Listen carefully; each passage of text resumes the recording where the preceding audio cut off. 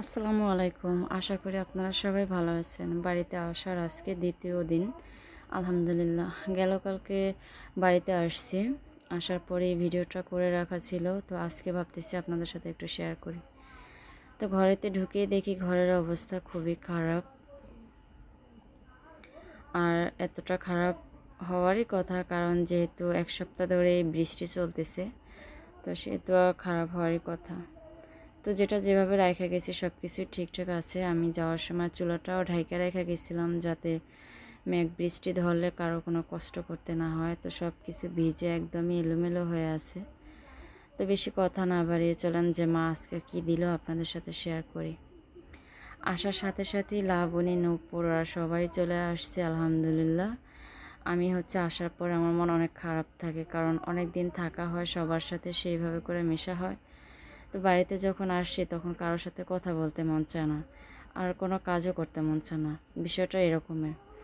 তো ওরা নিজের থেকেই আসছে। আমি গাছের থেকে 2টা মরিচ আনছিলাম, সেই মরিচ 2টা সাফওয়ান হাতে করে আয়না পাতিলের ভিতরে রাইখা দিছে। সালমানের জুতা 2টা দেখে সাফওয়ান বলতেছে সালে সালে, মানে সালমানকে ওইভাবে করে পুরো নাম ধরে ডাকতে পারে না, সালে বলে ডাকে। তো মনে আছে ওর আলহামদুলিল্লাহ ভাইয়ের কথা। সে সালমানের কথা আসার পরে মনে করছে আলহামদুলিল্লাহ। এখানে নূপুর আমি ব্যাগে কি আনলাম সেটা বের করতেছে। আমি তো জানি না যে ওরা এখনও বসে রয়েছে, আমি তো ওই দিকটা দেখাইতেছিলাম। তো মা যা কিছু পাঠাইছে আমার জন্য, আমিও অনেক কিছুর কথা জানি না, অনেক কিছু জানি আবার অনেকটা জানি না। কারণ মা এরকমেরই, সন্তানের জন্য কি করবে কি না করবে, কোনটা পছন্দ করে সন্তান, সেই চিন্তাটাই করে সবসময়। তো মার দেওয়া জিনিসপত্র দেখে লাবণী, নূপুর এরা তো অবাক হয়ে গেছে যে মা এত কিছু কিভাবে দেয়। আসলে সত্য কথা বলতে কি, যার মা নাই সে অনেক কিছু অনুভব করে। তো তার ভিতরে কষ্টটা সবচেয়ে মেইন। আমাদের লাবণী আমার সেজো জালে যে আমার কাছে বসে আছে এখন, তার আপন মা নাই। আপন মা নাই বললে ভুল, এখন আছে। ও যখন ছোট ছিল ওর আব্বা তখন সেই আমার মামিমা, যে সেই মামিমার সাথে আর কি একটা আলাদা হয়ে গেছিলো। তো তখনও একদম ছোট ছিল। ওর দাদির হাতে বড় হয়েছে। ওর বাবা ছিল, ওর বাবা আরেকটা বিয়ে করছিল, সেই যেটা সৎমা বলা হয়, সেই সৎমার ঘরে বড় হয়েছে। বিয়ে হওয়ার পরে ওর মারে খুঁজে বের করছে, এখন সম্পর্ক আছে। তো অনেক দিন ধরে ওই সেই মায়ের আদর মায়া মমতাটা পায় নাই, তো সেজন্য ও হঠাৎ করে বলতেছে আপনার মা আছে তো, এই জন্য অনেক কিছুই দেয়। তো যাই হোক, ওরে সান্ত্বনা দেওয়ার মতো ভাষা আমার জানা নাই। তারপরও বলি যে আমার মা দিচ্ছে, আমরা সবাই খাবো। আমার মা দিচ্ছে তাতে কি হয়েছে, সবাই যদি খায় তাহলে তো সমস্যা নাই। আমার মা মানে তোর মা, এটা আমি আবার ওরে বললাম, তো ও হাসতেছে। হ্যাঁ, তো যাই হোক, কথা যদি বাড়াই তাহলে অনেক কথা বাড়ে, অল্পতে শেষ করি। মা অনেক কিছু দিছে, শাক সবজি মাছ মুরগি। মা এর আগে আব্বা মুরগি আনছিল, সেই মুরগিটা মা প্রায় খায় না। অল্প অল্প করে 2 দিন রান্না করছিল, একদম অল্প করে। কিন্তু আমি বুঝতে পারিনি যে মা আমার জন্য রাখতেছে। আমি মারে বলি যে মা এত অল্প কেন রান্না করে, মানুষ তো বেশি। কয় হইব না, আমি তো আর খাম না, খাবি তো তোরাই। হ্যাঁ, সেইখান থেকে মা বাসাইয়া তারপরে 3 পোটলা মুরগি দিচ্ছে, বুঝেন আলহামদুলিল্লাহ। পুঁটি মাছ দিল অনেকগুলা, যেমন পুঁটি মাছটা আমার অনেক পছন্দ ছিল তাই। এখানে আচার আনছিলাম, সে আচার দেখে লাবণী, নূপুর ওরা সবাই বের করতেছে, খাইতে আছে। আমার কাছে ভালো লাগতেছে। খাবার জিনিস যা রিজিকে থাকবে সে খাবে, তবে আচারের পরিমাণটা অল্প। লাবণীরে বললাম যে তুই একটা খাবেন, তো বলতেছে না আমি খাম না, আচার আছে অল্প। হ্যাঁ, তো নূপুরে একটা নিল, পরে আবার লাবণীরে বললাম যে খা, যার ভাগ্যে আছে সে খাইবে। আমার জন্য আনছি সেটা ঠিক আছে, কিন্তু আমার রিজিকে আছে কিনা সেটা তার আমি জানি না। ওরে বললাম, পরে ও বের করছে, আবার পরে একটা ওই খাইলো। ঝুমুরে একটা দিল, ভাবিও আসছে কিছুক্ষণ পরে, ভাবির সাথে কথা বললাম। তো কিছুক্ষণ পরে দেখি মাও আছে বাড়িতে, আলহামদুলিল্লাহ অনেকদিন পরে মায়ের দেখা পাইলাম। তো এখানে যেটা যেটা আনছে সেটা একটু আপনাদের সাথে বলি। মিষ্টি আলুর শাক আনছে অনেকগুলো, আলহামদুলিল্লাহ শাকটা অনেক পছন্দ, আর চিংড়ি মাছ দিয়ে রান্না করলে বেশ ভালো লাগে, সেই লোভে পরে কিছু শাক আনছি। শাকটার কথা আমি জানি। এখানে মা 4টা কাঁচা কলা দিছে, সেটা আমি জানতাম না। আম দিছে, কাঁচা আম, ডিম, আচার, কিছু তেজপাতা দিছে আচার দেওয়ার জন্য, 5 ফোড়নটা দিয়ে দিছে, পুঁটি মাছ দিছে, আর মুরগির গোশ দিছে 3 পোটলা, সাথে গিয়ে দিছে 2 পদের ডাল, খেসারি ডাল, প্লেন ডাল, তারপরে হচ্ছে আরও কী কী যেন দিছে আমি ভুলে গেছি এখন। তো যাই হোক, যেটা যেটা আনছি সবগুলোই আনছি পরিমাণ মতো, যে আমার যেটুকু প্রয়োজন আমি সেইটুকু আনছি। অযথা বেশি কতগুলো আনলে ওগুলো দেখা যায় ফাঁকুন্দা পড়ে যাবে, দরকার নাই। আর দ্বিতীয় কথা হচ্ছে যে কি বলে, আচ্ছা যাই হোক ওটা বাদ দিই। আমি এই জন্য কম আনছি যেহেতু আমি মানুষ একা, এক পদ রান্না করলে দেখা যায় আরও থাইকাও যায়। তো এখানে ভাবিরা সবাই আসছে, গল্প করতেছে যে অনেক দিন ধরে মানুষ যদি ঘরে না থাকে তাহলে ঘরের অবস্থা এমনই হবে। তো আমি সব কিছু গোছগাছ করবো, রান্না করব, যেহেতু মেঘ বৃষ্টির দিন। তো একটু খুব তাড়াতাড়ি করতে হবে, না হলে আমি আগাইতে পারবো না।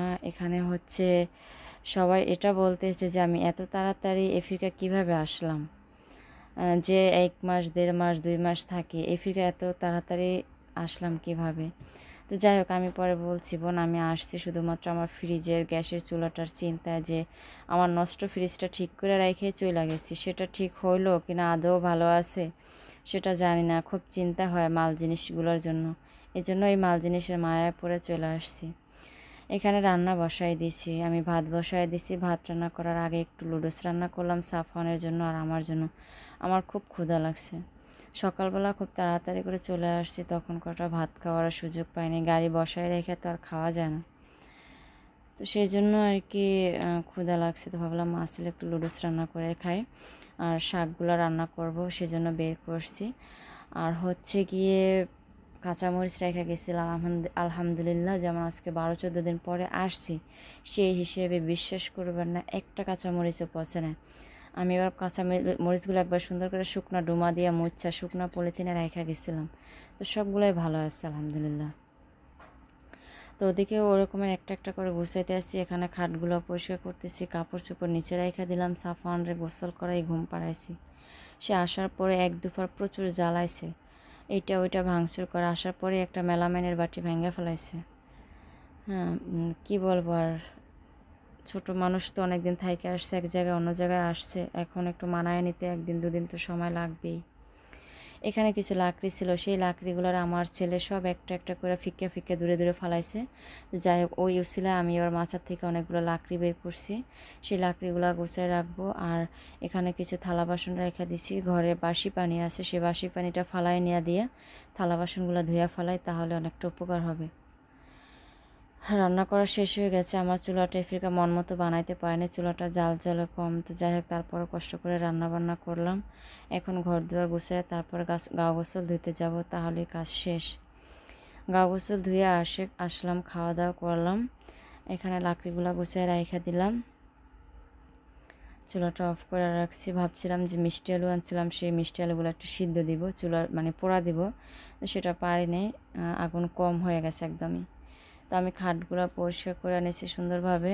সাফওয়ানরে কড়া চাল আর তিল ভাজা ছিল বাটার ভিতরে, তা আমি খাইয়া দেখলাম যে ভালো আছে কিনা, দেখি ভালো আছে, তো ওরে দিয়ে বসাই দিলাম।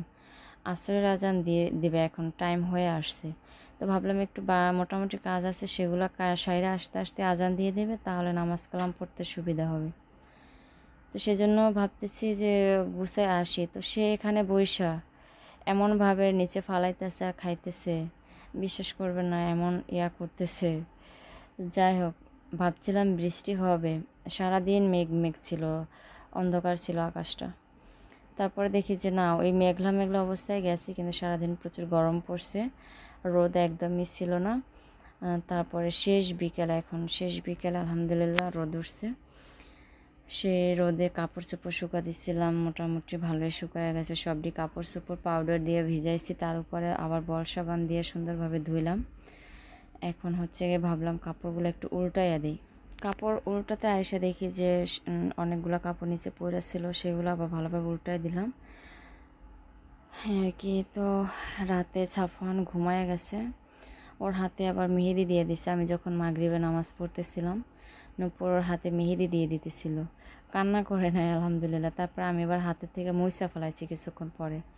মুইসা দেওয়ার কারণ হচ্ছে এটা, না হলে আমার দেখা যায় হিজাবটা সাদা, ওটা নষ্ট করে ফেলাইবে, না হলে কোনো কাপড়ে লাগাইবে, তখন দেখতে খুবই বাজে লাগবে। এই জন্য আমি মুইসা দিলাম। আসার পরে একটু চা বানাই বিস্কিট ভিজিয়ে খাওয়াইলাম, ঘুমাই গেছে গা। আর ওরে ভাত দিলে তো ভাত খায় না, সেজন্য এখন আর ভাত দিইও না, অনেকটা পরিমাণে ওরে কষ্ট করতে হয় নিয়ে। তো খায় না দেখে এখন আর অলসতা করে দেওয়া হয় না। নামাজ পড়ে ওর জন্য একটা চা বানাইলাম, সেটাই 2 মাস ছেলে খাইলাম। তো এখন দুপুরে যেটা রান্না করছিলাম সেটা গরম করতে হবে। তো ইশারার আজানের সময় হয়ে আসতেছে, ভাবলাম একটু আপনাদের সাথে কথা বলি। এখানে ভাত রান্না করছিলাম, যেটুকু দুপুরে খাইছিলাম, খাওয়ার পরে যা রয়ে গেছে, এই যে আলহামদুলিল্লাহ অনেকটা রয়ে গেছে। এখানে শাক রান্না করছিলাম, সেই শাকটাও অনেকগুলো রয়ে গেছে। তো এখন রাতে খাওয়া দাওয়া করার জন্য শাকটা আগে গরম করে রাখতে হবে, কারণ দুপুরে রান্না করছি খুব তাড়াতাড়ি নষ্ট হয়ে যেতে পারে, এই জন্য।